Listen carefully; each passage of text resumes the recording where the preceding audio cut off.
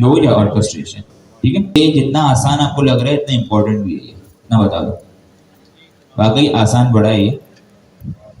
इसके अलावा यहाँ पर उन्होंने कुछ चीज बताई है कि भाई आप जब सब एजेंट बनाते हैं और एग्जांपल दिए गए वेबसाइट टू फाइंड इंफॉर्मेशन, ये सारी चीजें पढ़ लीजिएगा। मेन चीज यहाँ पर है, हमारे पास यहाँ आते हैं दिस पैटर्न। अब ये जो हमारे पास पैटर्न बता रहे हैं ना, एलएम ऑर्केस्ट्रेशन वाला फ्लो, इसके फायदे बता रहे हैं और इसमें कुछ तरीके बता रहा है कि आप इसको किस तरीके से टैकल कर सकते हैं। कुछ गुड प्रैक्टिसेस बता रहे हैं। सबसे पहले, जब भी आपका फ्लो होगा वो एलएम बेस होगा, तो ये एक बात बताएं कि एज ए एलएलएम या चैट जीपीटी यूज आप करते हैं, क्या ऐसी चीज है जो कि एलएम के रिस्पॉन्स को बेहतर बनाती है? Prompt engineering. क्या? Prompt engineering. आपका जितना अच्छा प्रॉम्प्ट होगा उतना ही अच्छा एलएम आपको जवाब देगा। तो यहाँ पहली लाइन यही बताई जा रही है कि जब, यहाँ इन्होंने कुछ गुड प्रैक्टिस बताई हमें, ये कह रहे हैं कि जब आपका जो फ्लो हो वो एलएम बेस हो, तो आपने क्या करना है, आपने अच्छे प्रॉम्प्ट लिखने हैं, इसको जो इंस्ट्रक्शन देने हैं वो क्लियर देने हैं। आपके जो टूल्स हैं, आपके जो टूल्स हैं उनकी जो डिस्क्रिप्शन होती है वो आपने क्लियर डिफाइन करनी है। ये बताएं टूल्स की डिस्क्रिप्शन कैसे डिफाइन करेंगे? हम टूल बनाते हैं, आया ना? जाग जाओ ना। टूल बनाया, टूल की अगर डिस्क्रिप्शन हमें देनी हो तो क्या वो चीज है जिसके जरिए हम टूल की डिस्क्रिप्शन डिफाइन कर सकते हैं? क्या? Doc string. तो वही कह रहा है कि सबसे पहली चीज आपने अच्छा प्रॉम्प्ट लिखना है। आपका जो सिस्टम प्रॉम्प्ट हो वो आपको क्लियर होना चाहिए। सिस्टम प्रॉम्प्ट क्या होता है? पर्सोना। क्या होता है? पर्सोना उस बताता है एजेंट को कि आपने किस तरीके से बिहेव करना है। याददाश्त थोड़ी थोड़ी आ रही है, ठीक है। इसके अलावा टूल बता रहा है और ये बता रहे हैं कि उससे आपने किस तरीके से यूज करना है। इसके अलावा जब आप टूल बनाते हैं तो उसके अंदर कुछ पैरामीटर्स होते हैं, आप उनको डिफाइन करना है कि ये टूल्स कौन से पैरामीटर इस्तेमाल करेगा। डॉक स्ट्रिंग के अंदर हमारे पास आर्ग्स हम लिखते हैं, एक प्रॉपर्टी, एक हम लोग डेफिनेशन लिखते हैं, हेडिंग लिखते हैं आर्ग्स, और मतलब आर्ग्यूमेंट्स, और उसके नीचे हमारे पास जो लिखे जाते हैं वो आर्ग्यूमेंट्स आपके पैरामीटर होते हैं, उनकी डिस्क्रिप्शन होती है, ठीक है। वो हम कोडिंग जब करेंगे तब आपको दोबारा बता दूंगा, ठीक है। इसके अलावा क्या कर रहे हैं,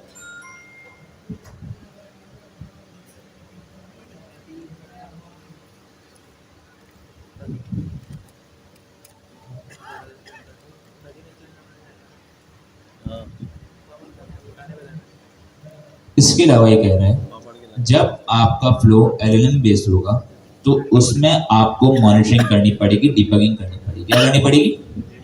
क्योंकि आप देखें ना, जब आपका फ्लो एलएलएम बेस्ड होता है, जो अभी हम नॉर्मल एप्लीकेशन बना रहे हैं, जो हम टेस्टिंग वगैरह के लिए आपको लोग क्लास में बनाते हैं, वो एलएलएम बेस्ड होती है, कोड बेस्ड। उसका जो फ्लो होता है, अभी हमने हैंड ऑफ किया, हमने टूल कॉलिंग की, एक एजेंट दूसरे एजेंट को हैंड ऑफ कर रहा होता है, ये सारा एलएलएम खुद कर रहा होता है या हमने कोई कोड लिखा होता है?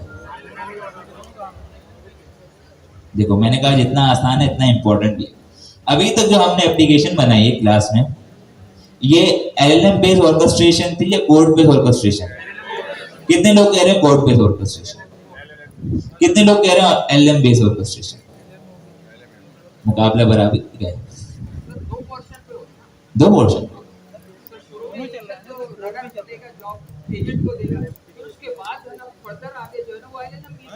यहाँ आप लोग मिस इंटरप्रेट हो गए, मिस अंडरस्टैंडिंग आपकी हो गई है।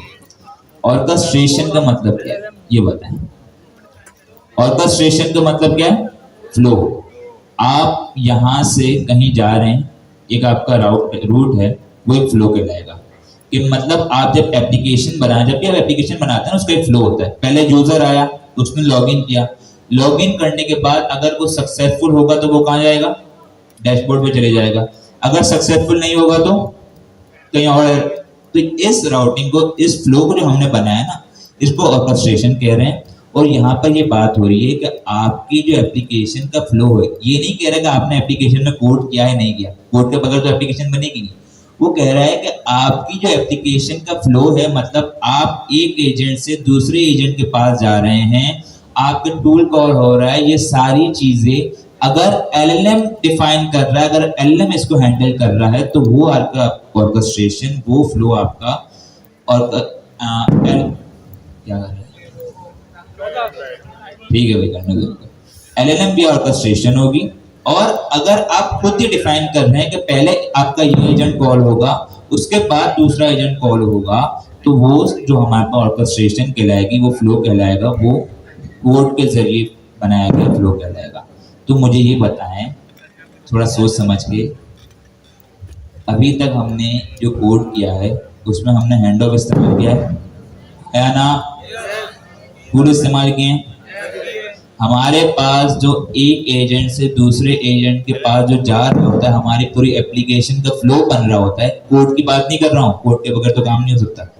एप्लीकेशन का जो फ्लो बन रहा होता है, मतलब जो एक एजेंट दूसरे एजेंट के पास जा रहा है, हमारा आपने इनपुट दिया, प्रोसेसिंग हुई, उसके बाद फिर आपको आउटपुट मिला, ये सारा फ्लो एलएम मैनेज कर रहा होता है या हम कोड के जरिए कर रहे होते हैं? कितने लोग कह रहे हैं एलएम के जरिए, कितने लोग कह रहे हैं कोड के जरिए? जिन्होंने कोड के जरिए कहा है कितने लोगों से मसला नहीं है, जो आगे बढ़े हैं वही कह रहे हैं कोड के जरिए। भाई वो एलएम बेस होती है, हमने हैंड ऑफ बनाया, हैंड ऑफ को मैनेज कौन कर रहा होता है? एलएम। हमने टूल दिया, टूल को मैनेज कौन कर रहा होता है? एलएम। आपके पास दो एजेंट, एक पाइथन का, एक नेक्स्ट.जेएस का, आपने ट्रायल एजेंट से क्वेरी की कि मुझे पाइथन का काम चाहिए, वो जो आपको जवाब दे रहा है, वो जो फ्लो आपका चल रहा है, पहले ट्रायज के पास गया, ट्रायज ने हैंड ऑफ कर दिया पाइथन के असिस्टेंट को, वो सारा काम आप खुद कर रहे होते हैं, वो सारा काम कौन कर रहा होता है? एलएम। तो भाई यहाँ यही चीज बताई जा रही है। कितने लोग कह रहे हैं आसान था? आसान था, लेकिन कितने कंफ्यूज हो गए आप लोग? जी जी। लेकिन सर एपीआई की भी तो लगी हुई है। मैंने अभी आपको यही कहा, एपीआई की की तो लगी हुई है, कोड के बगैर तो एप्लीकेशन बन नहीं सकती। यहाँ पर ऑर्केस्ट्रेशन की बात हो रही है। फ्लो जो आपकी कह सकते हैं ना, एक फ्लो होता है कि आपने कोई वेबसाइट इस्तेमाल की है ना, आप यहाँ पर रजिस्ट्रेशन के लिए एक फ्लो बना हुआ होता है, पहले यूजर इस पेज पे जाएगा, इसके बाद दूसरे पेज पे जाएगा, एक स्टेप बाय स्टेप इंस्ट्रक्शंस होते हैं, ऐसे ही है। तो यहाँ जब मल्टी एजेंट्स पे हम काम करते हैं, तो एजेंट्स के बीच कम्युनिकेशन हो रही होती है, एक फ्लो बना हुआ होता है कि पहले आप जाएंगे, आप नॉर्मल जो कस्टमर सपोर्ट एजेंट के पास जाएंगे, आप उसके पास जाएंगे तो वो अगर आपको होगा तो किसी आपको स्पेशलाइज्ड एजेंट को ट्रांसफर करेगा, ये सारा एक फ्लो चल रहा होता है। उस फ्लो को मैनेज अगर एलएम कर रहा है तो एलएम वाला फ्लो हो गया, और अगर कोड के जरिए हम कस्टम कर रहे हैं तो फिर कस्टम फ्लो हो गया। क्लियर है?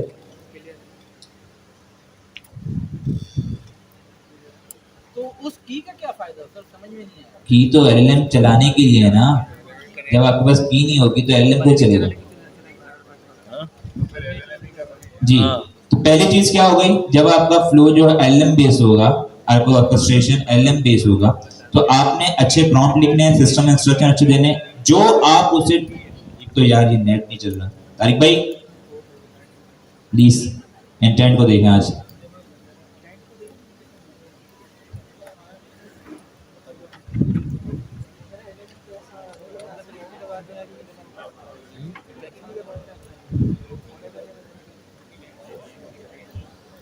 अच्छे टूल की डिस्क्रिप्शन। दूसरी चीज, जब ये बताएं कि जब आपका फ्लो एलएम डिसाइड कर रहा है, तो अगर उसमें कोई मसला आया तो आपको डिबग करना पड़ेगा, हाँ या ना?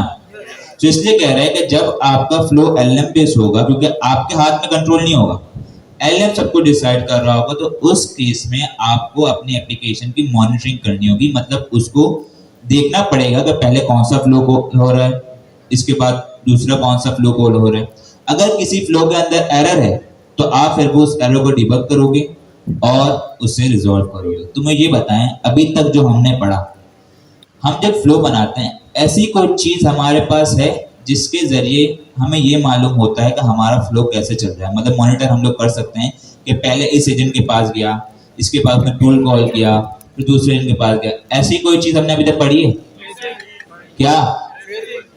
ट्रेसिंग, ठीक है, वर्बोस के जरिए भी हो सकता है। ट्रेसिंग इसीलिए होती है, मॉनिटरिंग के लिए होती है। ट्रेसिंग का मतलब ये होता है कि आपके लॉग्स बनते हैं, ट्रेस हो रहा है, आपने बोला ट्रेसिंग का मतलब क्या होता है, किसी को ट्रेस करना, उसकी लोकेशन देखना और उसको मतलब कहाँ कहाँ वो गया है, सारी चीजें। सिमिलरली यहाँ पर जब आप एप्लीकेशन बनाते हैं तो उसकी ट्रेसिंग होती है, उसको लॉग्स बनते हैं। इसी के जरिए आप अपनी एप्लीकेशन को मॉनिटर कर सकते हैं। अगर कहीं टूल में एरर आ रहा होगा तो वहां पर पता चल जाएगा आपको। आपका फ्लो जो है, क्योंकि हमें तो नहीं पता, यहाँ जब हम एक क्वेरी करते हैं तो हमें तो नहीं पता होता कहाँ कहाँ एलएलएम गया। आपको नहीं पता कि एलएलएम में आपको जवाब देने के कितने एलएलएम को कॉल किया, कितने टूल कॉल किया। इन सारी चीजों को आप जो मॉनिटर कर सकते हैं ट्रेसिंग के जरिए कर सकते हैं। ठीक है, दो तरीके डेवलपमेंट एनवायरनमेंट में आप लोग वर्बोस के जरिए कर सकते हैं। ठीक है, वो लॉगिंग के लिए होता है, डेवलपमेंट एनवायरनमेंट के लिए। लेकिन प्रोडक्शन के लिए हमेशा ट्रेसिंग होती है। क्या होती है? ट्रेसिंग। क्लियर है यार? बड़ा परेशान हूं।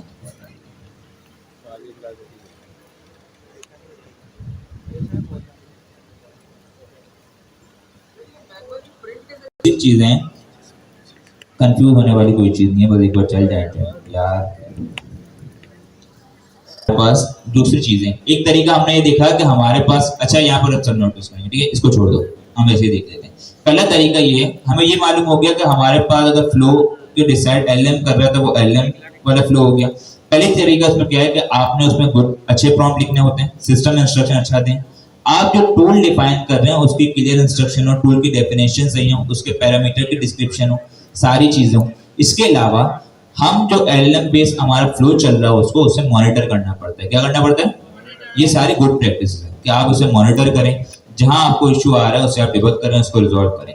इसके अलावा हमारे पास एक और तरीका है, बता रहे हैं कि आप जब एजेंट को इस्तेमाल कर रहे होंगे तो उस एजेंट को जरूरी नहीं है कि आप बाद वक्त ऐसा होता है कि आपने एक आंसर लिया, ऐसा हो सकता है कि आपने एक एजेंट बनाया, आपने कहा उसे ऐसे या रिपोर्ट बना के दे, ठीक है, समझो एक फाइनेंशियल रिपोर्ट बना के दे। उसने पहली बार आंसर दिया, आपको पसंद नहीं आया, आपने उसे कहा दोबारा आंसर दे। तो इस चीज को जब हम लोग बार बार उसको रिवाइंड करेंगे, उसे कहेंगे कि भाई आप अपने आंसर को दोबारा रिव्यू करें और इससे बेहतर आंसर दें, तो यही अपर कहा जा रहा है कि allow the agent to introspect and improve. इसे कहेंगे इम्प्रूवमेंट। क्या कहेंगे? इम्प्रूवमेंट। क्योंकि जो एजेंट हमें पर आंसर दे रहा है उसे हम मजीद इम्प्रूव करना चाह रहे हैं, इम्प्रोवाइज करवाना चाह रहे हैं। उसके लिए हमारे पास मल्टीपल तरीके होते हैं। एक तो ये होता है कि हम एलएलएम को एक लूप बनाए। क्या बनाए? फोर लूप आता है, ठीक है। हमने एक लूप बनाया और हमने कहा ये लूप 5 बार चले। कितनी बार चलेगा? 5 बार। 5 बार हमने एजेंट को उस लूप के अंदर चला दिया। अब क्या होगा कि एक हमने उसे प्री डिफाइन इंस्ट्रक्शन दे दिए कि भाई आपने 5 बार चलना है, मतलब आपने अपने आंसर को 5 बार रिफाइन करना है। रिफाइन के बाद समझ आया? आपने कैसे बनाया, उसने उसी को दोबारा इनपुट लिया, उसको रिफाइन किया, फिर उसने इससे बेहतर वर्जन बनाया, फिर दोबारा हमने लूप में चलाया। तो ये भी एक तरीका है। इसके अलावा ये हो सकता है, सपोज करें मैंने एक एजेंट बनाया जो कि रिपोर्ट जनरेट कर रहा है। क्या बना रहा है? Report generate. इसके अलावा मैं एक दूसरा एजेंट बनाऊंगा जो कि उस रिपोर्ट को रिव्यू करेगा, उस रिपोर्ट को रिव्यू करेगा और वो ही डिसाइड करेगा कि रिपोर्ट ओके है या नहीं है। अगर रिपोर्ट ओके नहीं होगी तो वो दोबारा भेजेगा उस एजेंट के पास, वो दोबारा जनरेट करेगा, और अगर दोबारा जब जनरेट करने के बाद वो दोबारा रिव्यूअर के पास जाएगा। सिंपल यही कहानी है। एक स्टूडेंट ने टीचर को रिव्यू करवाया। सिमिलरली हमारे पास 2 एजेंट होंगे। ये सारे तरीके गुड प्रैक्टिस हैं। आपने एक एजेंट बनाया जो कि रिपोर्ट जनरेट कर रहा है, एक रिव्यूअर एजेंट है जो कि उस रिपोर्ट को रिव्यू कर रहा है। अगर रिपोर्ट सही होगी तो एक्सेप्ट हो जाएगी, अगर रिपोर्ट सही नहीं होगी तो वो दोबारा भेज देगा रिपोर्ट वाले एजेंट के पास कि आप दोबारा इसको इम्प्रोवाइज करो, इसे इम्प्रूव करो। समझ आ गया? एक ये तरीका। इसके अलावा बता रहा है, हमने हैंड ऑफ पढ़ा था। हैंड ऑफ का कॉन्सेप्ट क्या था? यहां यही बताया जा रहा है, जब आप देख लेंगे। चलिए आप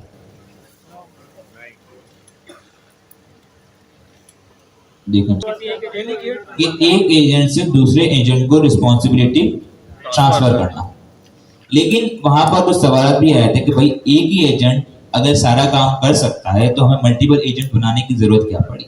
उसका जवाब हमने दे दिया था कि भाई जब आपका एक बड़ी एप्लीकेशन होती है, एक आपका अच्छा फ्लो होता है, तो उसमें आप ये नहीं चाहते कि एक ही एजेंट सारा काम कर रहा है। उसकी एफिशिएंसी को अफेक्ट पड़ता है, उसकी एफिशिएंसी को अफेक्ट पड़ता है, जिसकी वजह से आपका शायद हो सकता है एप्लीकेशन इतना अच्छे परफॉर्म ना करे। तो यहाँ यही बताया जा रहा है कि जब भी आप अपने एलएलएम बेस्ड ऑर्केस्ट्रेशन वाला फ्लो बनाएं, आपके हर एक टास्क को करने के लिए, एक स्पेसिफिक टास्क को, कॉम्प्लेक्स टास्क को परफॉर्म करने के लिए एक स्पेशलाइज एजेंट होना चाहिए। क्या होना चाहिए? स्पेशलाइज एजेंट होना चाहिए। क्लियर है? क्या क्या तरीके हुए? अगर आपका फ्लो है, जो अभी हम काम कर रहे होते हैं, उसमें क्या है? अच्छा प्रॉम्प्ट लिखो, इंस्ट्रक्शन अच्छे हो, आपके टूल्स हैं उनकी डिस्क्रिप्शन अच्छी हो, आप मॉनिटरिंग कर रहे हो, आप ये डिबगिंग कर रहे हो कि कहाँ इशू आ रहा है। इसके अलावा आप जब एजेंट से काम करवा रहे हो, अगर आप चाहें तो उसको लूप में चला के उसके आंसर को दोबारा रिव्यू करवा के इम्प्रूव भी करवा सकते हैं। आप एक दूसरा एजेंट बना के उससे रिव्यू करवा सकते हैं। इसके अलावा आपको ये चाहिए कि जब आपका कॉम्प्लेक्स टास्क है तो उस टास्क को परफॉर्म करने के लिए एक स्पेशलाइज एजेंट होना चाहिए। क्लियर है? समझ आया? ये सारी गुड प्रैक्टिस हैं। क्लियर हुआ ये? ठीक है, चला।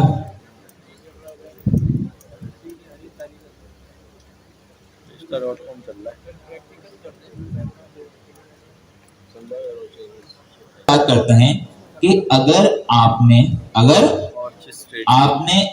अपने जो एप्लीकेशन का फ्लो खुद डिसाइड करना है, कोड के जरिए डिफाइन करना है, तो फिर आप कैसे करेंगे? अब मुझे ये जवाब दें, हमने स्ट्रक्चर आउटपुट पढ़ा है, हाँ या ना? ठीक है, ये पहले कह रहे हैं कि आप स्ट्रक्चर आउटपुट के जरिए अपनी एप्लीकेशन का फ्लो डिसाइड कर सकते हैं। क्या कर सकते हैं? स्ट्रक्चर आउटपुट के जरिए अपनी एप्लीकेशन का फ्लो डिसाइड कर सकते हैं।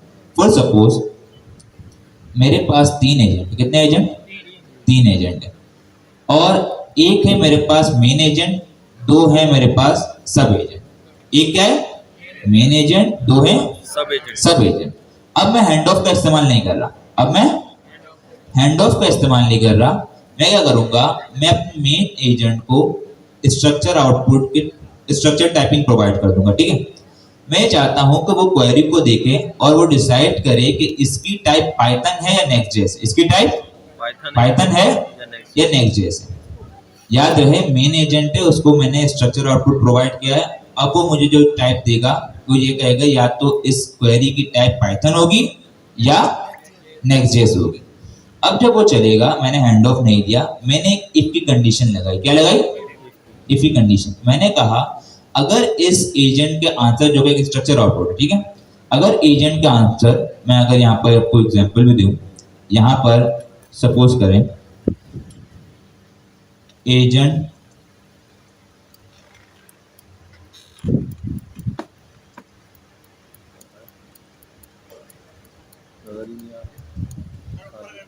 कर दूंगा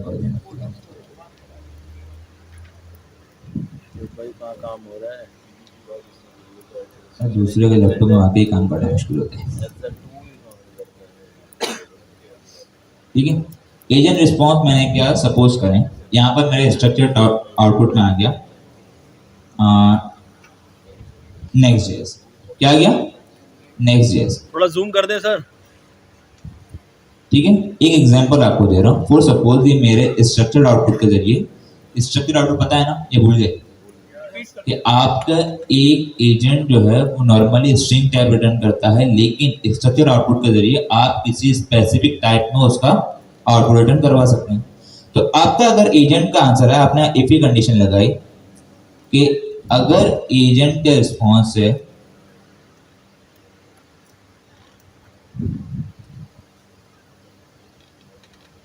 उसकी टाइप अगर नेक्स्ट.जेएस है, उसकी टाइप अगर नेक्स्ट.जेएस है, तो यहां पर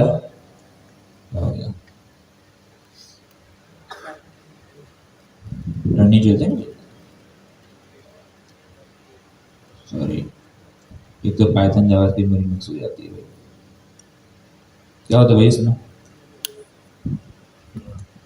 सॉरी, एजेंट के रिस्पॉन्स, तो हमारे पास सपोज करें यहाँ पर नेक्स्ट.जेएस वाला एजेंट चलेगा, एल्स हमारे पास चलेगा पाइथन वाला एजेंट। अब यहाँ मैंने एजेंट जब मैं बना भी सकता हूँ, अब मुझे यहाँ पे क्या करना पड़ेगा, मैं यहाँ पर सिंपल ऐसे कर सकता हूँ, result equal to runner dot run, आगे एजेंट और उसको मैंने इनपुट दे दिया, हो सकता है ऐसा। तो ये जो आपका फ्लो हुआ, मुझे ये बताएं क्या ये मेरा एक एजेंट से दूसरे एजेंट के पास जो मैं फ्लो बना रहा हूँ, ये मैं कोड के जरिए बना रहा हूँ या एजेंट जो है एलएम को डिसाइड कर रहा है कोड के जरिए। तो यहाँ यही बताया जा रहा है कि आप स्ट्रक्चर आउटपुट के जरिए अपने जो कोड, अपना जो फ्लो है एप्लीकेशन का, उसको डिफाइन कर सकते हैं। क्लियर है? इसके बाद क्या कह रहे हैं, आप अभी ये बताएं, हमारे पास एक कॉन्सेप्ट आता है चेनिंग का। क्या आता है? चेन क्या होता है? चेन आपने देखी है, उसमें मल्टीपल कीज होती है, कड़ियां होती हैं, एक कड़ी दूसरे कड़ी से अटैच होती है, ऐसे ही है। सिमिलरली हमारा चेनिंग का कॉन्सेप्ट होता है, उसमें क्या होता है, आपका एक एजेंट चलता है, एक एजेंट चला, उस एजेंट का आउटपुट जो होगा वो दूसरे एजेंट के लिए इनपुट होगा। क्या होगा? दूसरे एजेंट के लिए इनपुट होगा। सपोज करें आपके पास चार एजेंट, आपके पास चार एजेंट, अभी आपके पास चार एजेंट है, आप चाहते हैं कि पहले मेरा एक एजेंट चले, वो कुछ आपको प्रोसेसिंग करे, प्रोसेस करने के बाद लाइक आप बैंक में जाते हैं ऐसे ही अकाउंट खुलवाने के लिए, आपने देखा होगा जब आप अकाउंट खुलवाने के लिए जाते हैं तो मल्टीपल स्टेप्स होते हैं, प्रीडिफाइंड स्टेप्स होते हैं। आप पहले जाते हैं अकाउंट ओपनिंग ऑफिसर के पास, वो सारी डिटेल फिल करता है, फिर वो किसी और आपके पास बंदे के पास भेजता है, फिर वो आपकी प्रोसेसिंग करता है डेटा की, फिर आप तीसरे बंदे के पास जाते हैं। तो क्या होता है, स्टेप बाय स्टेप चीजें प्रोसेस हो रही होती हैं। पहले अपना काम करता है, वो आपको आगे भेज देता है, फिर दूसरा अपना काम करता है, वो अपना नया काम तो नहीं करते ना, मतलब उसी काम को लेके चलते हैं। सिमिलरली चेनिंग का कॉन्सेप्ट जो होता है, हमारा मल्टीपल एजेंट्स होते हैं और वो एक दूसरे से जुड़े हुए होते हैं इस तरीके से कि पहला जो एजेंट होता है वो आउटपुट जनरेट करता है, उसका आउटपुट दूसरे एजेंट के लिए इनपुट होता है। क्लियर है? ठीक है, ये सारे एग्जांपल मौजूद हैं, टेंशन वाली बात नहीं है। ठीक है, इसके अलावा मैं इसको जरा ऊपर कर लूं ताकि आप सबको नजर भी आ जाए।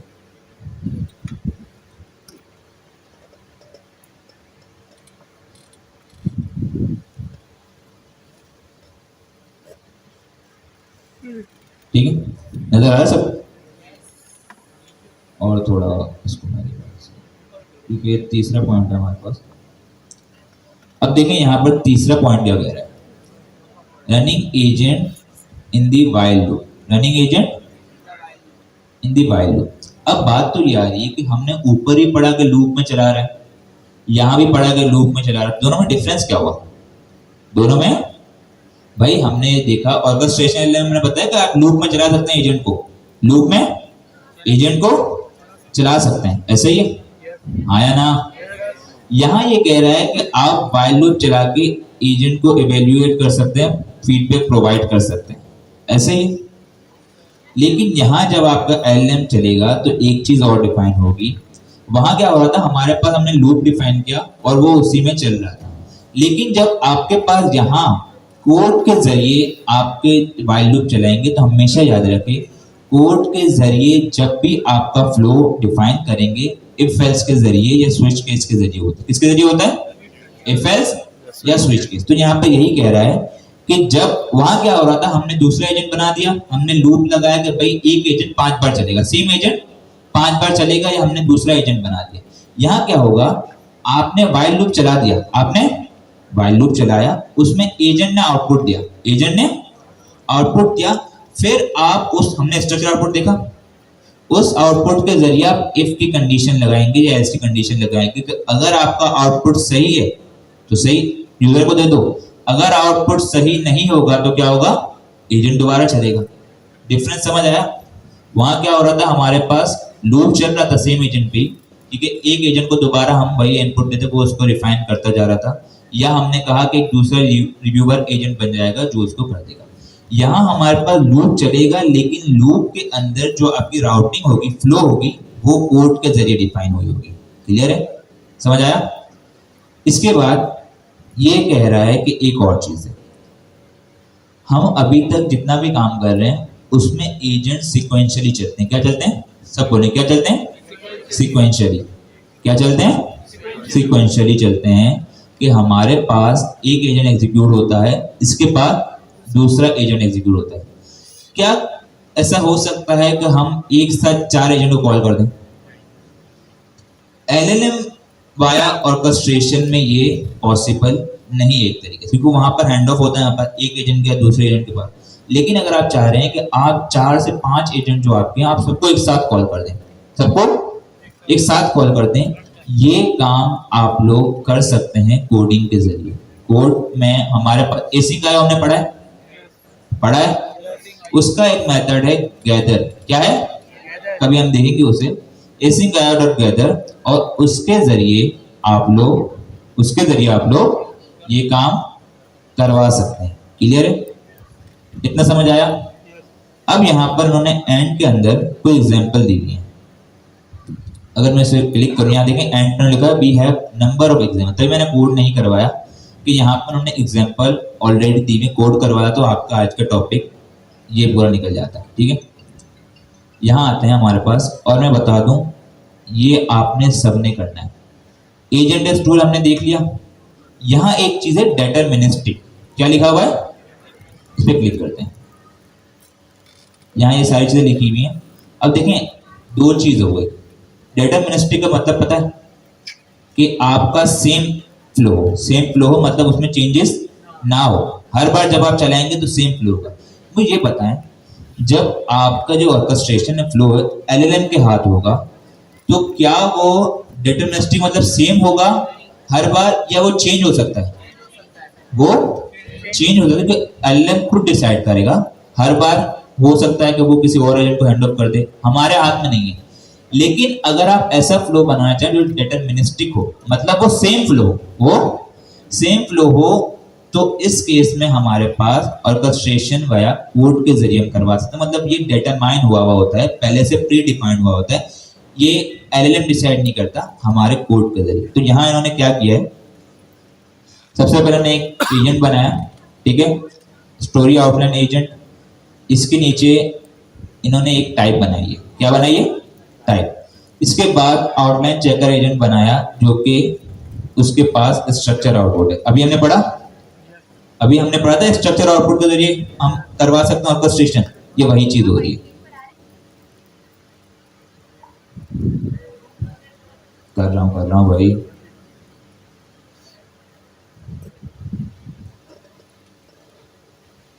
ठीक है, नीचे गए, यहां पर इन्होंने स्टोरी एजेंट बनाया, और यहां देखें ट्रेस बना के। अब यहां हो क्या रहा है, सबसे पहले इन्होंने एक चलाया। देखें यहां हो क्या रहा है, सबसे पहले उन्होंने आउटलाइन बनाई। क्या बनाई? आउटलाइन बनाई। इन्होंने एक एजेंट चलाया, स्टोरी आउटलाइन एजेंट। इसका रिजल्ट आ गया। क्या आया? Outline result. क्या आया? एक तो यार ये आउटलाइन रिजल्ट। अब देखेंगे दूसरा एजेंट क्या है। दूसरा एजेंट है आउटलाइन चेकर रिजल्ट। क्या है? Outline checker result. इसके अंदर में ये देखें कि इसमें इनपुट क्या जा रहा है, outline result dot final input, final output में पता है कि भाई एजेंट की प्रॉपर्टी होती है कि वो जो भी हमारे पास रिजल्ट देता है वो प्रॉपर्टी होती है फाइनल आउटपुट की। इसने क्या किया, इसने सबसे पहले एक एजेंट चलाया, आउटलाइन एजेंट, जो कि एक जनरेट करेगा आउटलाइन को। उसने उसका आउटपुट लिया और दूसरे एजेंट को एज अ इनपुट पास कर दिया। अभी हमने पढ़ा था कि एक एजेंट को आउटपुट को दूसरे एजेंट में एज अ इनपुट। तो मुझे ये बताएं, ये आपको कोड सारे घर पे खुद एक्सप्लोर करने, टाइम शॉर्ट है। ये जो ऑर्केस्ट्रेशन हो रही है ये वाया एलएलएम है या वाया कोड है? कितने लोग कह रहे हैं वाया कोड है? कितने लोग कह रहे हैं वाया एलएलएम है? कोई भी नहीं कह रहा, मतलब दिमाग में बात बरोबर बैठ गई। ठीक है, कोई क्वेश्चन आपका? नहीं, क्यों पहले वही बात है ना, जब आप चाह रहे होंगे कि आपका फ्लो जरूर, आप हर बार में ये नहीं चाहेंगे। हमारे पास ऑटोनोमस डिसीजन मेकिंग का कॉन्सेप्ट ये है कि एलएम सारी चीजें कर रहा होता है, लेकिन बाज़ औक़ात ऐसे होता है कि हमें कुछ फ्लोज के अंदर हमें कुछ चीजें प्रीडिफाइन करनी पड़ती है। नॉर्मल जब आप एप्लीकेशन बनाएंगे तो आपका सब कुछ आपका एजेंट ही कर रहा होगा, लेकिन बाद औक़ात ऐसा होता है कि वहाँ आपको कुछ चीजें कस्टमाइज मतलब खुद से डिसाइड करनी पड़ती हैं। वहां पर हम कोड के जरिए फ्लो करेंगे, ठीक है।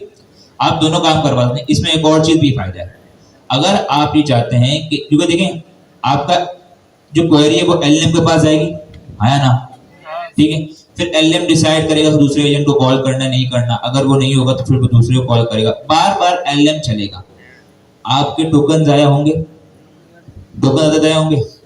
तो वहां वही बात आ गई कि जब आप चाहते हो कि आपका फ्लो सेम होगा, आप नहीं चाहते कि आपका फ्लो इससे थोड़ा क्रिएटिव हो, ठीक है। फ्लो सेम है, पता है कि भाई एजेंट अगर जैसे यूजर है, नॉर्मल एक बात है, यूजर जब लॉगिन कर लेगा तो हमें पता है कि उसे मेन पेज पर रिडायरेक्ट करवाना है, सेम फ्लो होगा हर बार, ठीक है। अब उस केस में आप करवा, एक मैं एग्जांपल दे रहा हूँ, वहां पर आप कोडिंग के जरिए आप फ्लो बना सकते हो। उससे क्या होगा, एक तो आपके टोकन ही बचेंगे, ठीक है, कॉस्ट इफेक्टिव होगा, और दूसरा आपका जो फ्लो होगा डिटरमिनिस्टिक होगा, कहीं वो दूसरी जगह राउटिंग नहीं कर रहा है। क्लियर हुआ? अब आपको एग्जांपल जो यहाँ पर दी गई है, आपने देखा, दोबारा बता रहा हूँ, इस पेज पे जब जाएंगे तो यहाँ पर आपके पास साइड पे होगा ऑर्केस्ट्रेटिंग मल्टीपल एजेंट्स, आपने इसको पूरा रीड करना है। मैंने अभी इसी को शॉर्ट में आपको बता दिया, शॉर्ट में डिटेल हो गया, लेकिन आप पूरा पढ़ेंगे। फिर आप यहाँ पर क्लिक करेंगे एग्जाम्पल एजेंट्स में, और यहाँ जब आप नीचे जाएंगे तो यहाँ मल्टीपल एग्जाम्पल डिटरमिनिस्टिक भी हैं, फोर्सिंग टूल यूज भी आप पढ़ेंगे, ठीक है। इनपुट गार्डियन, एलएमएस जज, ये आपने जरूर देखना है, ठीक है। कितनी चीजें देखनी है ज्यादातर डिटरमिनिस्टिक, और खैर मैं आपको असाइनमेंट में बता दूंगा, ठीक है। ये आपको सारी की सारी चीजें जो हमने पैरेललाइजेशन पढ़ी कि सारे एजेंट इन पैरेलल चल रहे होंगे, ठीक है, वो यहाँ पर एग्जांपल दी गई है, यहाँ पर आउटपुट गार्डियंस वगैरह सब चीजें दी गई हैं। ये एग्जांपल बहुत ही इंपॉर्टेंट है। क्लियर हो गया? ठीक है, समझ आ गया ऑर्केस्ट्रेशन वाला कॉन्सेप्ट? ये थ्योरी थी लेकिन बहुत ही इंपॉर्टेंट थी। जब आप फ्लो बना रहे होंगे तो ये बेस्ट प्रैक्टिस है और इसी को फॉलो करते हुए आप बनाएंगे, ठीक है। अब्दुल्ला क्लियर है? 5 मिनट का ब्रेक लेते हैं, इसके बाद हम लोग कोडिंग की तरफ आएंगे, ठीक है। तो ब्रेक के बाद तो क्लियर भी हो गया होगा। अभी हमारे पास एक और न्यू टॉपिक है, उस टॉपिक का नाम है मॉडल सेटिंग। किसी ने पढ़ा है इससे पहले? किसी ने खुद से एक्सप्लोर किया हो? किसी ने भी नहीं? मॉडल सेटिंग हमारे पास ओपनएआई एजेंटिक एसडीके के अंदर जो है ना, कुछ सेटिंग्स है। जब भी हम लोग कोई एजेंट बनाते हैं तो जैसे सर अनिक ने बताया कि उस एजेंट को कौन चला रहा होता है, आवाज़ नहीं आ रही, एलएलएम चला रहा होता है। तो एलएलएम बाज़ों का सही जवाब दे रहा होता है, कभी जो है ना उसका बिहेवियर चेंज होता है, कभी वो कुछ बात कर रहा होता है तो कभी कुछ कर रहा होता है। इसके अंदर हमारे पास मॉडल सेटिंग के अंदर क्या होता है कि जब हम किसी एलएलएम को कॉल करते हैं तो उसका जो बिहेवियर है ना, उसको कंट्रोल करने के लिए हम लोग ये सेटिंग्स करते हैं। क्या कोई बता सकता है कि जब हम लोग ओपनएआई की की के साथ कोई एजेंट बनाते हैं तो बाय डिफॉल्ट कौन सा मॉडल यूज हो रहा होता है? मॉडल की बात करो, कौन सा मॉडल? 4.3, 4.0, ठीक है। बाय डिफॉल्ट 4.0 मॉडल यूज हो रहा होता है। तो उस मॉडल्स की जो भी हमारे पास एलएलएम या जो भी मॉडल यूज हो रहा हो तो उसके अंदर कुछ सेटिंग्स हैं जो कि हम लोग कर रहे होते हैं, और ये ऑप्शनल सेटिंग्स हैं। आप चाहें तो करें, अगर आप कोई ऐसे प्रोडक्ट पे काम कर रहे हैं जहां पर आपको बहुत ज़्यादा ज़रूरत पड़ती है तो आप चाहें तो अपने मॉडल का बिहेवियर को कंट्रोल कर सकते हैं। और उसके अलावा इसके अंदर काफ़ी सारी ऐसी चीज़ें हैं जिससे हम लोग टूल्स को भी कंट्रोल कर सकते हैं। टूल्स को कंट्रोल करना मीन कि हम अपने एजेंट को बताएं कि किस तरह से वो टूल्स को यूज करें, कब इग्नोर करें, ठीक है, कब जरूरी हो जाए उसके लिए टूल को यूज करना। अगर मैं जाऊं हमारे पास एजेंट की क्लास के अंदर, सॉरी डॉक्यूमेंटेशन के अंदर, तो यहाँ पर हमारे पास एक टॉपिक है जिसका नाम लिखा हुआ है फोर्सिंग टूल यूज। इसका मतलब है कि हम लोग एजेंट को अपने एलएलएम को फोर्स कर सकते हैं कि वो हमारे टूल को यूज करे या ना करे, या फिर वो अपनी मर्जी से करे। अगर इसके अंदर आप लोग देखेंगे तो हमारे पास एक क्लास है मॉडल सेटिंग्स की, जिसको हम लोग इंपोर्ट कर रहे होते हैं एजेंट से। इसके अंदर हमारे पास कोड नजर आ रहा है, ठीक है। ये हमारे पास क्लास है मॉडल सेटिंग्स की, जिसको हमने यहाँ पर अप्लाई किया हुआ है। ये जो मॉडल सेटिंग की क्लास है, इसके अंदर हमने एक प्रॉपर्टी पास की हुई है जिसका नाम है टूल चॉइस। क्या नाम है? Tool choice. नाम से ही पता चल रहा है कि टूल की चॉइस, ठीक है। यहाँ पर हम क्या करते हैं, अपने मॉडल को पाबंद करते हैं कि आप इस टूल को यूज करें या इस टूल को ना यूज करें, या फिर ये टूल जरूरी यूज करना है। समझ रहे? इसके अंदर हमने क्या किया हुआ है, ये हमारे पास मॉडल सेटिंग्स है, ठीक है। जैसे हम लोग टूल लिख रहे होते हैं, इंस्ट्रक्शन लिख रहे होते हैं, वो हमारे पास मॉडल सेटिंग्स है। उसके बाद हमने एक क्लास इंपोर्ट की हुई है मॉडल सेटिंग्स की, जिसके अंदर हमने एक प्रॉपर्टी पास की है जिसका नाम है टूल चॉइस, और उसको मैंने अपने टूल का नाम दिया हुआ है। इट मीन कि आपने इस टूल को यूज करना है। समझ रहे? ये जो टूल चॉइस है, मेनली इसके पास जो है ना 3 प्रॉपर्टीज होती हैं। मतलब समझ लें इसके पास 3 ऑप्शंस हैं जो हम उसको दे सकते हैं। सबसे पहले ऑटो, कि हम उसको कहते हैं कि आप खुद डिसाइड करो कि टूल को यूज करना चाहिए या नहीं। अगर मैंने एक सिंपल एजेंट बनाया है, उसको एक टूल प्रोवाइड किया है जो कि वेदर की इंफॉर्मेशन दे रहा है, अब मैं उससे पूछ रहा हूँ कि भाई मुझे वेदर बताओ, तो वो क्या करेगा, उसको मैंने चॉइस दी हुई है ऑटो, तो वो क्या करेगा, खुद डिसाइड करेगा कि मुझे इस टूल को यूज करना चाहिए या नहीं। समझ रहे हैं? उसके बाद हमारे पास एक और प्रॉपर्टी है जिसका नाम है रिक्वायर्ड, कि हम अपने एजेंट को पाबंद करते हैं कि आपने इस टूल को लाजमी यूज करना है। क्या करना है? लाजमी इस टूल को आपने यूज करना है। लेकिन बाज़ औक़ात जब हम ये सेटिंग कर रहे होते हैं ना, तो ये हमारा एजेंट एक लूप के अंदर फंस सकता है। तो आगे चल के जब हम इसको कोड कर रहे होंगे तो मैं बताता हूँ किस तरह से हम इससे बच सकते हैं। तीसरी हमारे पास जो प्रॉपर्टी है वो क्या है, नन, कि आपने किसी भी टूल को यूज नहीं करना। अगर हमारे पास 3-4 टूल्स हैं और मेरे एजेंट के पास जो हमारी ये सेटिंग है टूल चॉइस, उसको मैंने प्रॉपर्टी दी हुई है नन, तो इसका मतलब है वो किसी भी टूल को यूज नहीं करेगा। चाहे आप उससे वेदर की इंफॉर्मेशन पूछें, चाहे आप कोई ऐसा सवाल पूछें जो कि टूल यूज करके ही वो जवाब दे सकता है, वो यूज नहीं करेगा। क्यों? क्योंकि हमने उसके बिहेवियर को चेंज कर दिया है। हमने उसको बता दिया है कि आपने इस टूल को यूज, किसी भी टूल को यूज नहीं करना, ठीक है। अगर थोड़ा सा नीचे पढ़ेंगे तो यहाँ पर लिखा भी हुआ है कि टूल यूज बिहेवियर। इसके अंदर अगर आऊं, अच्छा हम फिलहाल इसी पर बात करते हैं। मैं इस कोड को कॉपी कर लेता हूं।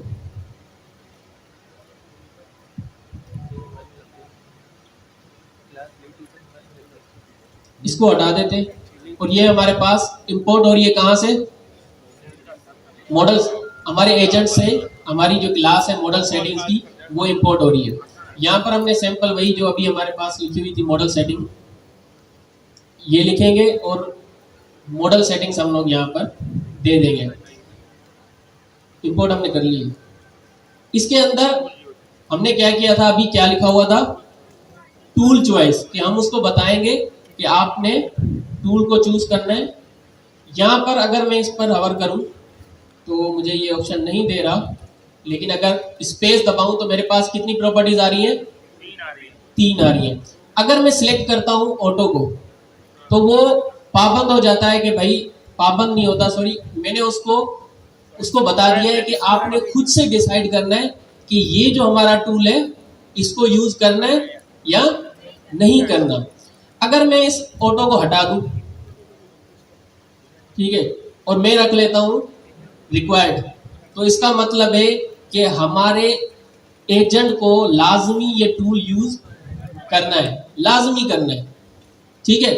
लेकिन यहाँ पर मैंने थोड़ी देर पहले कहा था कि आप लोग जब इसको रिक्वायर्ड देंगे तो एक लूप में फंस सकते हैं। उसका हल भी इन लोगों ने खुद ही नहीं दिया हुआ है, लेकिन लूप में फंस सकते हैं। कैसे?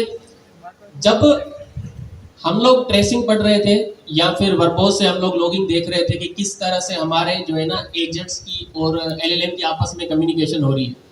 मैं अगर इससे वेदर की इंफॉर्मेशन मांगता हूँ तो ये क्या करता है, मेरे इनपुट को और मेरी टूल्स इंफॉर्मेशन को लेकर एलएलएम के पास जाता है कि नहीं जाता है? तो चुप क्यों, आवाज निकालो। जाता है ना? टूल जब उसको एलएलएम को बताता है कि ये मेरे पास इनपुट आया है, कोई मुझसे कराची की वेदर का पूछ रहा है और मेरे पास ये टूल है, ठीक है, तो एलएलएम डिसाइड करता है कि इस टूल को यूज करना है या नहीं करना। लेकिन हमने यहाँ पर सेटिंग क्या रखी हुई है?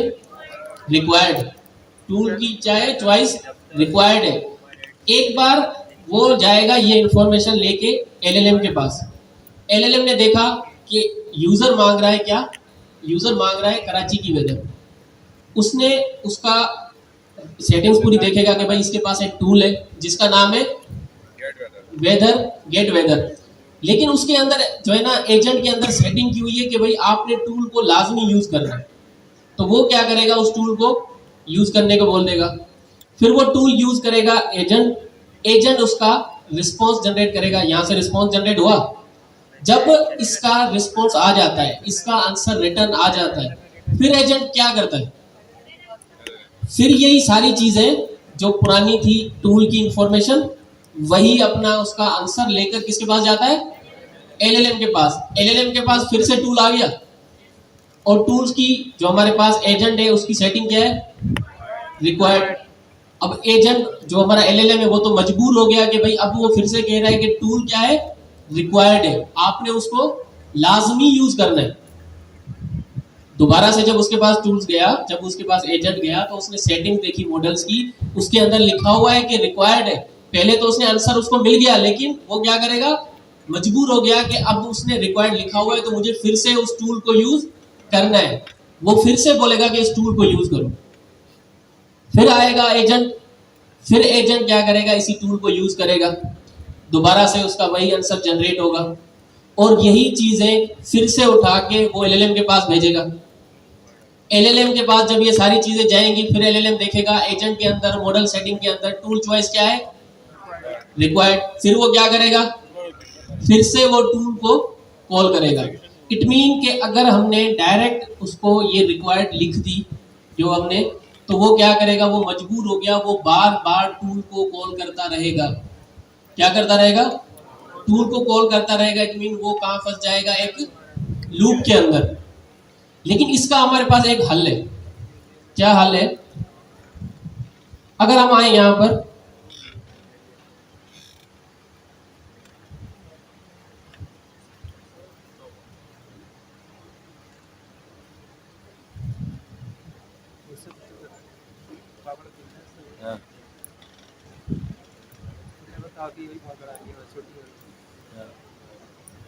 दे दे भाई।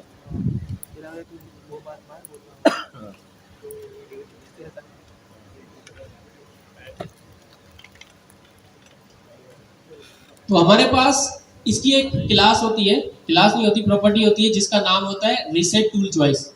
क्या होता है? Reset tool choice. I think अगर मुझे यहाँ पर वो नजर आ जाए, एजेंट से हम लोग इसको इंपोर्ट करने की कोशिश कर लेते हैं, अगर मिल जाए।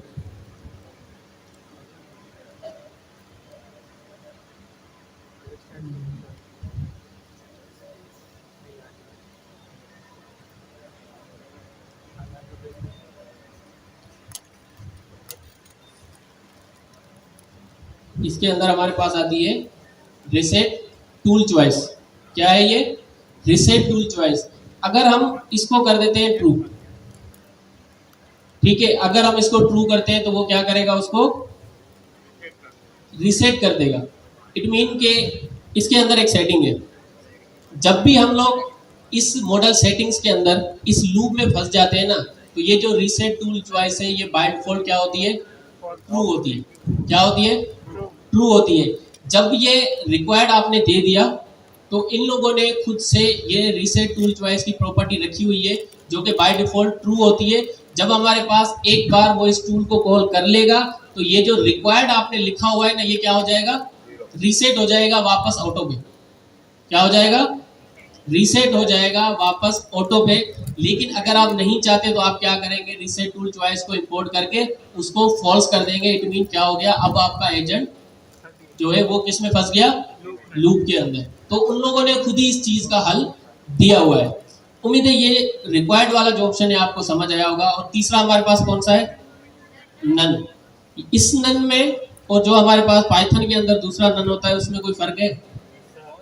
वो हमारे पास उसका फर्स्ट अल्फाबेट कैपिटल होता है, इसका सिंबल है, और दूसरा किसमें, स्ट्रिंग के अंदर। इस नन का मतलब है कि आपने किसी भी टूल को अपना यूज नहीं करना। तो ये हमारे पास मॉडल सेटिंग है जिसके अंदर हमने एक प्रॉपर्टी देखी टूल चॉइस की, ठीक है। अच्छा, इसके अंदर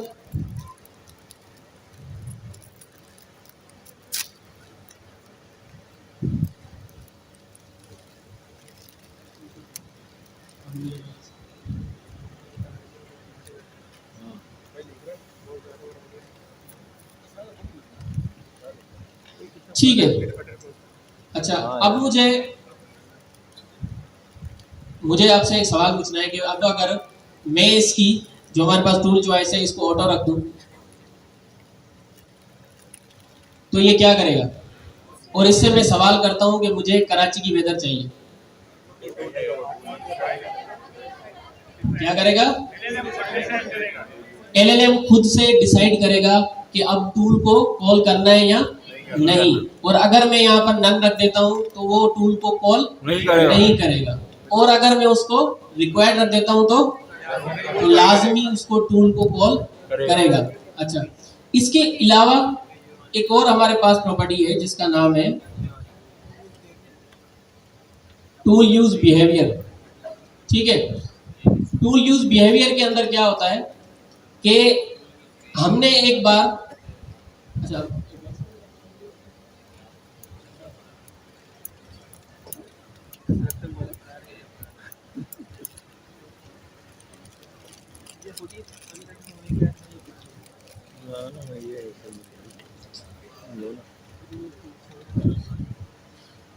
अच्छा जी सर, ठीक है।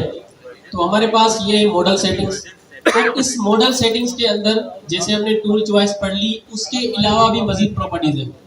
अब अगर आप आएंगे मॉडल सेटिंग्स के अंदर, आपको यहाँ पर लेफ्ट साइड पे नजर आ जाएगी, कहीं भी आप देखेंगे तो ये रही हमारे पास मॉडल सेटिंग्स। यहाँ पर आएंगे तो यहाँ पर आपके पास वो सारी सेटिंग्स लिखी हुई हैं जो कि आप लोग यूज कर सकते हैं। जैसे कि फर्स्ट हमारे पास क्या है, टेम्परेचर। क्या है, टेम्परेचर। टेम्परेचर क्या करता है कि ये डिसाइड करता है कि हमारा एजेंट है ना वो कितना क्रिएटिव होगा। क्या होगा, कितना क्रिएटिव होगा, मतलब कितनी चीजें जो है ना जैसे कुछ जनरेट करने में एक्सपर्ट होगा। अब लाइक मेरे पास ये टेम्परेचर है, मैं बना रहा हूँ कोई एक ऐसा एजेंट जो कि मेरे लिए स्टोरीज जनरेट करेगा। क्या करेगा, जनरेट करेगा, मतलब क्या करेगा, क्रिएट करेगा। तो मुझे यहाँ पर जो एजेंट चाहिए वो क्रिएटिव चाहिए या नहीं, क्रिएटिव चाहिए ना। तो ये टेम्परेचर हम लोग सेट करते हैं कि ये जो टेम्परेचर है इससे डिसाइड करें कि हमारा एजेंट कितना क्रिएटिव होगा। तो उसकी कुछ सेटिंग्स होती हैं जो कि हमारे पास होती हैं अपना पॉइंट्स के अंदर, मतलब आप जो है ना 0 पॉइंट से लेके आप 1 तक जो है ना उसको सेट कर सकते हो।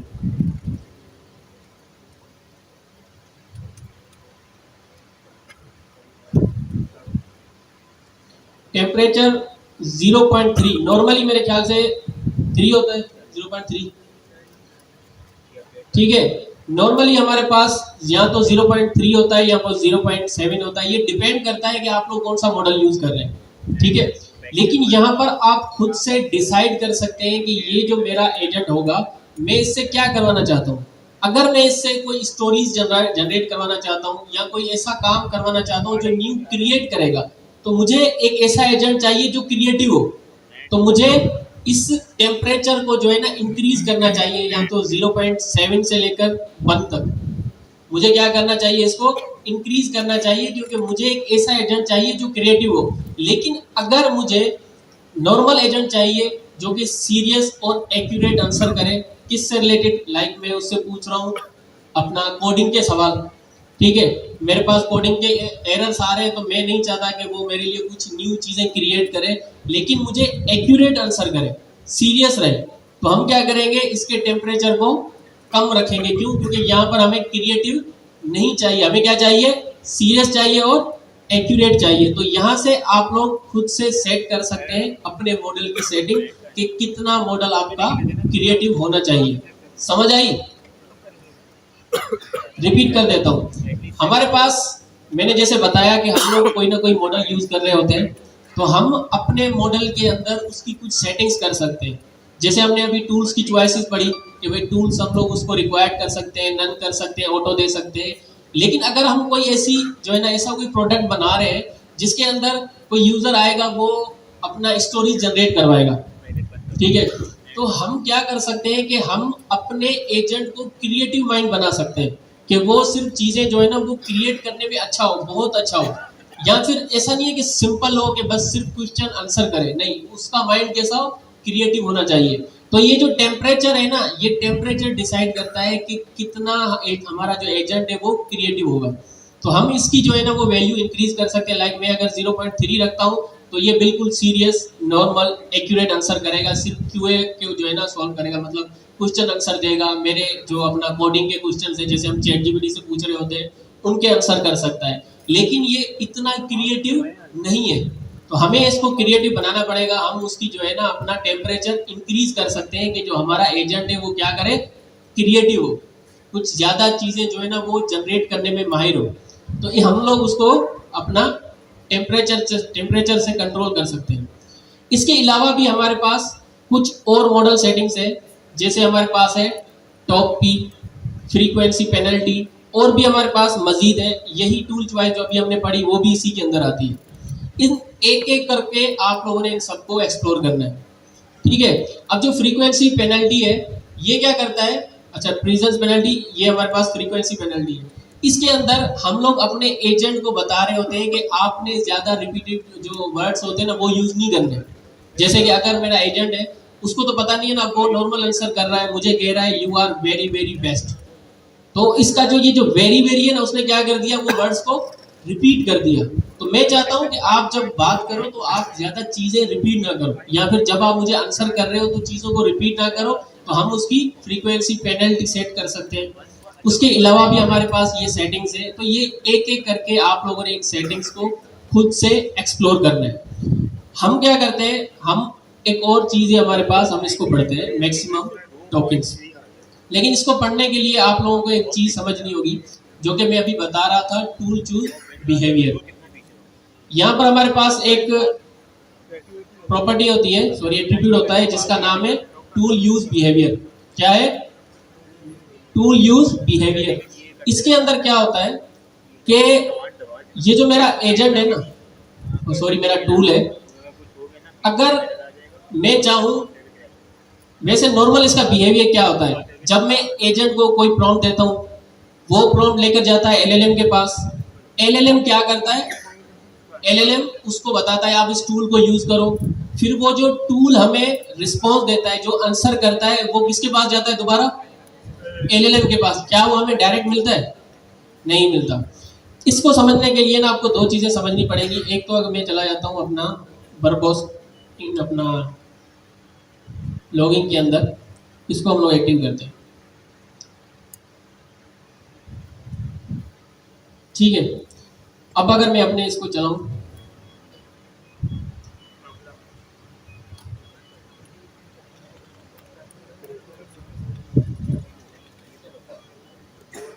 इस मॉडल सेटिंग को मैं हटा देता हूँ फिलहाल के लिए।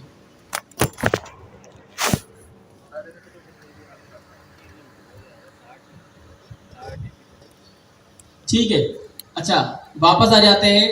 और ये चीजें जो है ना वो दी हुई नहीं है। एलएलएम क्या कहता है, एलएलएम करता है कि भाई आप क्या करो, गेट वेदर का आपके पास टूल है, आप उसको कॉल करो। वो कॉल कर लेता है। कॉल करने के बाद यहाँ पर क्या होता है कि ये इसको बता रहा होता है कि ये हमें टूल से आंसर मिला है। क्या आंसर मिला है? The weather in Karachi is sunny. अच्छा, ये हो गया। और लास्ट में एजेंट जो हमारा अपना एलएलएम में वो लास्ट में हमें रिस्पॉन्स क्या कर रहा है, the weather in Karachi is currently sunny. मैं यहाँ पर देखना चाहता हूँ यहाँ पर कोई करंटली वर्ड यूज हो रहा है, टूल के अंदर कोई ऐसा करंटली वर्ड यूज हो रहा है, नहीं हो रहा। इट मीन जो हमें अपना लास्ट फाइनल आउटपुट मिला है वो किसकी तरफ से मिला है, एलएलएम की तरफ से। ठीक है, वापस आ जाता हूँ। यहाँ पर हम लोग एक चीज देखते हैं, जब हमारे पास एलएलएम के पास ये सारी चीजें जा रही थी तब हमारे पास ये जो टर्न लिखी हुई नजर आ रही है, नजर आ रही है टर्न। ठीक है, ये क्या है हमारे पास, ये टर्न हमारे पास होती है कि जितनी मर्तबा एजेंट नहीं हमारा एलएलएम चलेगा उतनी हमारी टर्न इंक्रीज होगी। क्या होगी, जितनी मर्तबा हमारा एलएलएम चलेगा उतनी मर्तबा हमारी टर्न इंक्रीज होगी। एलएलएम के पास इनपुट आया कि भाई ये इनपुट है, ये हमारे पास टूल है, यहाँ तक कोई टर्न इंक्रीज हुई है, नहीं हुई। एलएलएम ने देखा भाई आपके पास टूल है, आप क्या करो, इस टूल को कॉल करो। उसने टूल को कॉल करवाया, यहाँ तक जब उसने टूल को कॉल किया कोई हमारे पास टर्न इंक्रीज हुई, नहीं हुई। जब हम लोग दोबारा से वो उसने क्या किया कि जब हमारे अपना टूल से वो रिटर्न करके लाया आंसर, तो दोबारा से वो किसके पास जाता है, एलएलएम के पास। अब वो एलएलएम के पास आया है तो यहाँ पर क्या हुआ, टर्न हमारी इंक्रीज हो गई, मतलब 2 टर्न्स हो गई। पहली टर्न जब एलएलएम के पास हमारा इनपुट गया था, ठीक है, फिर एलएलएम ने बताया कि भाई आप जो है ना आपके पास ये टूल है, आप इसको कॉल करो। एजेंट ने टूल को कॉल किया, उसको आंसर मिला, दोबारा से यहाँ तक हमारी टर्न इंक्रीज नहीं हुई थी। टर्न कब इंक्रीज हुई, जब उसने वो सारा रिटर्न जाकर एलएलएम को दिया और एलएलएम चला। जब एलएलएम चला तो टर्न क्या हो गई, 2 हो गई हमारे पास। उसके बाद एलएलएम ने जो है ना उसका फाइनल आउटपुट हमें जनरेट करके दे दिया। ये जो टर्न्स है ना ये हम खुद से डिफाइन कर सकते हैं, मैक्सिमम टर्न्स। अगर मैं आ जाऊं यहाँ पर, हमारे पास मैक्सिमम टर्न्स नजर आ रही है आपको, ये रही मैक्सिमम टर्न्स। अगर मैं इसको रख लेता हूं 2, तो एक एजेंट को मैंने इनपुट दिया है, वो टूल को कॉल करेगा और मुझे फाइनल आंसर एक एलएलएम की तरफ से आउटपुट ला कर दे। कितनी टर्न्स में ये काम हो जाएगा, कितनी टर्न्स में काम हो जाएगा, 2 टर्न्स में। 2 में। ठीक है, हम लोग चेक कर लेते हैं।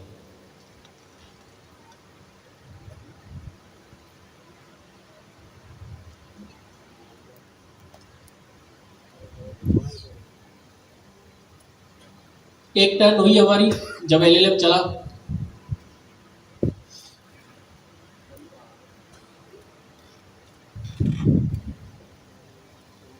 इंटरनेट स्लो है उसकी वजह से ये थोड़ा सा स्लो चल रहा है।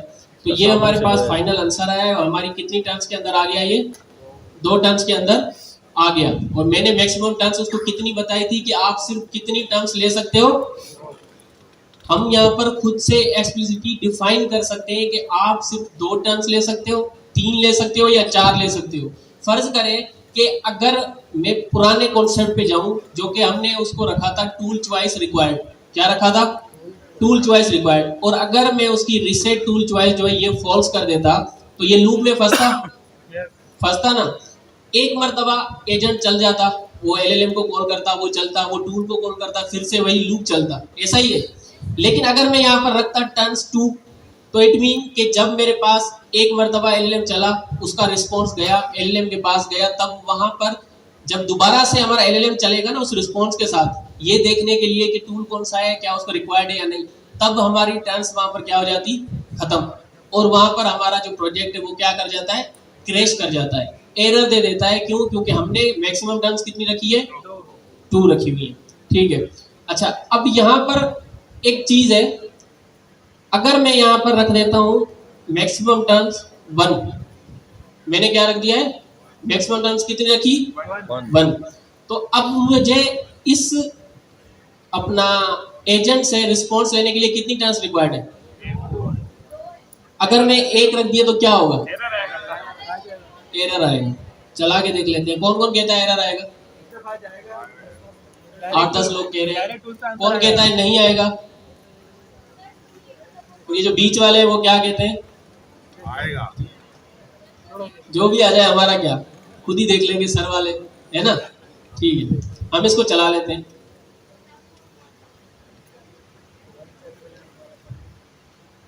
ये चला, पहली टर्न उसने ली, लेकिन दोबारा क्या हो गया, मैक्सिमम टर्न्स एक्सीड। ठीक है, तो हमारे पास क्या हो गया कि हमारी मैक्सिमम टर्न्स जो है ना वो पूरी हो गई। हमने रखी थी कितनी टर्न्स, एक टर्न। अच्छा जी, ये समझ आ गया मैक्स टर्न वाला। ठीक है, इसको जरा ध्यान में रखिएगा कि मैक्स टर्न का मतलब ये है कि आपका एलएलएम जो है वो कितनी बार चलेगा। क्या चलेगा, एलएलएम कितनी बार चलेगा, इसमें टूल कॉल का कोई काउंट नहीं होता। और ये पास कहाँ होगा सर, एनर के अंदर हमारे पास एक एट्रीब्यूट है मैक्स टर्न का। ठीक है, जिस तरीके से हम कॉन्टेक्स्ट पास करते हैं इसी तरीके से हम मैक्स टर्न भी पास कर सकते हैं। अब यहाँ पर एक और चीज है सर, जरा आप दोबारा टर्मिनल ओपन करें। यहां पर इस एक्सेप्शन की टाइप जरा देख लें। क्या दें, टाइप। टाइप क्या है, मैक्स टर्न एक्सीड। क्या है, इसे याद रखिएगा। हमारे पास नॉर्मली जो एसडीके के अंदर है वो वैसे तो बहुत सारे अलग आते हैं, लेकिन एसडीके ने 3 टाइप के एक्सेप्शन वो क्लास में डिफाइन किए। पहला है मॉडल बिहेवियर एरर। सब बोले क्या है, मॉडल बिहेवियर एरर। वो एरर जब अगर होता है जब आपके मॉडल में कोई इशू होता है। क्या है, मतलब मॉडल कोई रिस्पॉन्स दे रहा है उसमें कोई इशू आ रहा है। ठीक है, दूसरा होता है यूजर एरर। क्या होता है, सब बोलो भाई क्या होता है, यूजर एरर। मतलब as a user, as a developer आपने कोई गलती की है। तीसरा है मैक्स टर्न एक्सटीड एरर। ये जब आता है जब आपकी मैक्सिमम टर्न जो है वो एक्सीड हो जाती है। क्लियर है, ये बड़ा इंपॉर्टेंट है, ये पूरा जा सकता है। ठीक है, तो ये सवाल आ गया।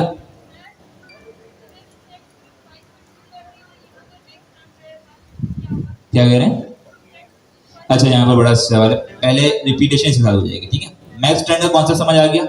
ठीक है, 3 तरीके के एरर है। मॉडल बिहेवियर, अगर मॉडल के दरमियान कोई इश्यू हो। ठीक है, मॉडल हमने स्ट्रक्चर आउटपुट देखा था। ठीक है, अगर मॉडल उस आउटपुट में जनरेट ना करे आंसर तो वो मॉडल का एरर है, आया ना। अगर आपने एक स्ट्रक्चर टाइप दी है, मॉडल आपको स्ट्रिंग टाइप दे रहा है, ये मॉडल का एरर है, हमारा एरर है।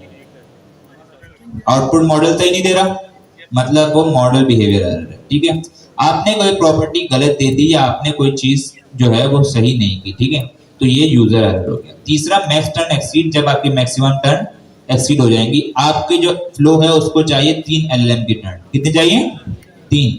आपने उसे दे दी 2, तो 2 बार चलेगा तो सही है। तीसरी बार जैसे ही चलेगा आपकी टर्न एक्सीड हो जाएगी, एरर आ जाएगा। अब यहाँ पर एक क्वेश्चन आया था कि हमने टूल चॉइस रिक्वायर्ड पढ़ी थी, आया ना। ठीक है, इसमें देखा कि टूल चॉइस रिक्वायर्ड होने पे हमारे पास एक प्रॉपर्टी होती है टूल रिसेट चॉइस। ठीक है, रिसेट टूल चॉइस है, रिसेट टूल चॉइस। ये बाय डिफॉल्ट क्या करती है, हर बार एलएन को चलने पे ऑटो कर देती है। अगर ये क्या हुआ भाई?